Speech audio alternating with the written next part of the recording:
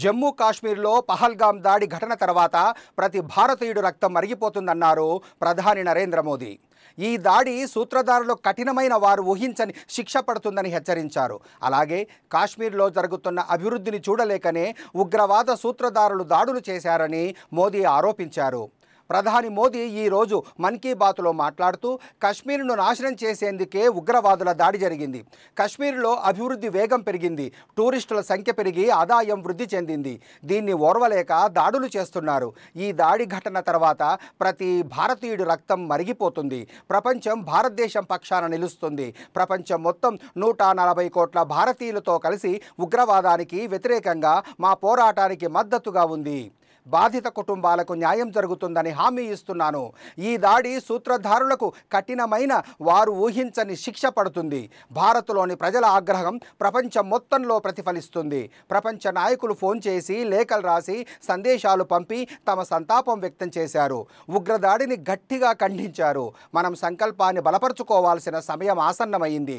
దేశం ఎదుర్కొంటున్న సవాళ్లను అధిగమించేందుకు మన సంకల్పాన్ని బలోపేతం చేయాలి. దేశం ఇప్పుడు ఏకతాటిపై మాట్లాడుతుంది.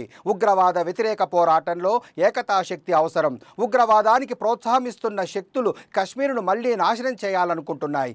దేశం ఐకమత్యమే మన విజయానికి ఆధారం. పహల్గాంలో జరిగిన దాడి ఉగ్రవాదుల మూర్ఖత్వాన్ని, నిస్సహాయతను చూపిస్తుంది.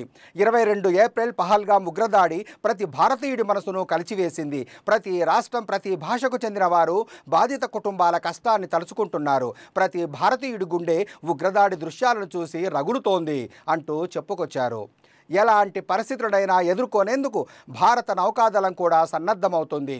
యుద్ధ విమాన వాహక నౌక INS విక్రాంత్, దానికి తోడుగా యుద్ధ నౌక INS సూరత్ పాక్ దిశగా కదులుతున్నట్టు సమాచారం. అత్యాధునిక యుద్ధ విమానాలు, క్షిపణులతో విక్రాంత్ పూర్తి స్థాయిలో సిద్ధమైనట్టు తెలుస్తుంది. సరిహద్దులు, తీర ప్రాంతాల్లో పహారా విషయంలో అప్రమత్తంగా ఉండాలంటూ త్రివిధ దళాలకు కీలక ఆదేశాలు అందినట్లు చెబుతున్నారు. విశాఖ కేంద్రంగా ఉన్న తూర్పు నౌకాదళం అధిపతి రాజేష్ పెందార్కర్ సిబ్బందితో గురువారం సాయంత్రం అత్యవసరంగా భేటీ సమావేశం నిర్వహించారు. దేశ ప్రయోజనాల కోసం ఎక్కడ నుంచైనా, ఏ సమయంలోనైనా పోరుకు సిద్ధంగా ఉండాలన్నారు.